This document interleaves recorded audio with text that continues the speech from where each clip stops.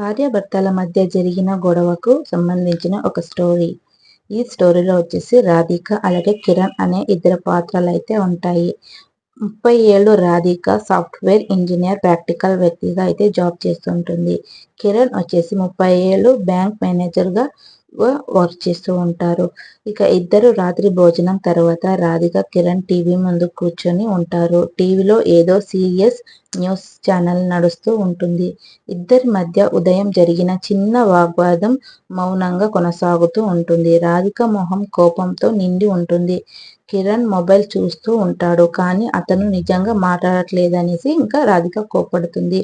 రాధిక ప్లేట్లో ఉన్న పుల్కాన్ని మొండిగా చూస్తూ తనలో తను గొనుక్కున్నట్లుగా అయితే ఇంకా తినలేదు అని చూస్తూ ఉంటుంది.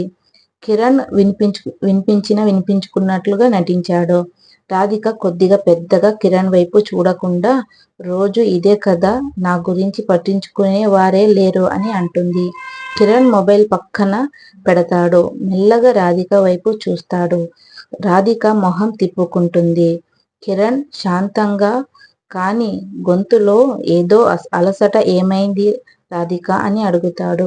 రాధిక ఎగతాళిగా నవ్వుతూ, ఏమవ్వాలి, ఎప్పుడు నాకే కదా పనులు, ఇంటి పనులు, ఆఫీస్ పనులు, మీకెక్కడ అర్థమవుతుంది అని అంటుంది.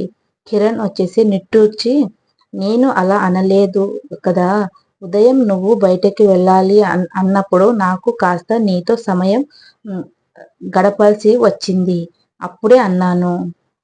రాధిక కోపంగా, నాకు సమయం లేదా, ఎప్పుడు పని పని, మీ సరదాలు తీర్చడానికి నేను ఖాళీగా ఉంటానా అని అంటుంది. కిరణ్ వచ్చేసి గొంతు పెంచి, చూడు రాధిక, నువ్వు ఎప్పుడు ఇలానే అపార్థం చేసుకుంటావు.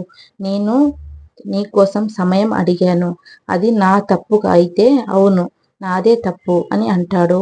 రాధిక ఆమె కళ్ళల్లో నీళ్లు నిండుకుంటాయి. గొంతు వణుకుతూ, నీకు ఎప్పుడు నా పట్టింపే లేదు, నేను ఏమైనా రోబోనా, ఉదయం లేచిన దగ్గర నుంచి రాత్రి పడుకునే వరకు ఇదే పని, ఒక్కరోజు కూడా నువ్వు నా కష్టాన్ని అర్థం చేసుకోవు అని అంటుంది. రాధిక కన్నీళ్లు పెట్టుకుంటుంది. కిరణ్ ఆమె దగ్గరగా వచ్చి చేతిని పట్టుకోవడానికి ప్రయత్నిస్తాడు. రాధిక చేయి వెనక్కి తీసుకుంటుంది. కిరణ్ నెమ్మదిగా ఆమె చేతిని మళ్ళీ పట్టుకుంటూ, రాధిక అలా అనకు, నాకు తెలుసు, నీ కష్టం నాకే తెలుసు అని అంటాడు. రాధిక ఏడుస్తూ, లేదు, నీకు తెలియదు, నేను భారమనిపిస్తుందా నీకు అని అడుగుతుంది. కిరణ్ వచ్చేసి ఆమెను దగ్గరగా తీసుకుంటూ ఆమె కళ్ళల్లోకి చూస్తూ, చీచి, అలా ఎందుకు అనుకుంటావు, నువ్వు నాకు భారమా, నేనేంటో నీకు తెలియదా, కోపంతో నేను ఏదేదో మాట్లాడి ఉంటాను, నాకు తెలుసు నువ్వు ఎంత కష్టపడతావో, నిన్ను అర్థం లేకపోయాను, నన్ను క్షమించు అని కిరణ్ అయితే అడుగుతాడు. రాధిక కిరణ్ భుజంపై వాలి ఏడుస్తూ, నేను కూడా కోపంలోనే అంటాను, నాకు తెలుసు నువ్వు నన్ను ఎంత ప్రేమిస్తావో అని అంటుంది. కిరణ్ ఆమె తల నిమురుతూ, మనవి చిన్న చిన్న గొడవలు, అవి మన ప్రేమను తగ్గించవు, మరింత బలపరుస్తాయి.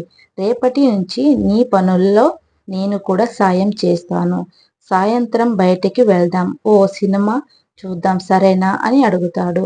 రాధిక చిన్నగా నవ్వుతూ కళ్ళు తుడుచుకుంటూ సరే అని అంటుంది. కిరణ్ రాధికను దగ్గరగా తీసుకుంటాడు.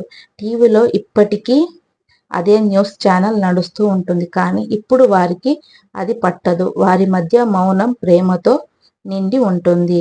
ఈ స్టోరీ మీకు నచ్చితే కనుక ఒక లైక్ చేసి, షేర్ చేసి, సబ్స్క్రైబ్ చేసుకోండి. Bye bye.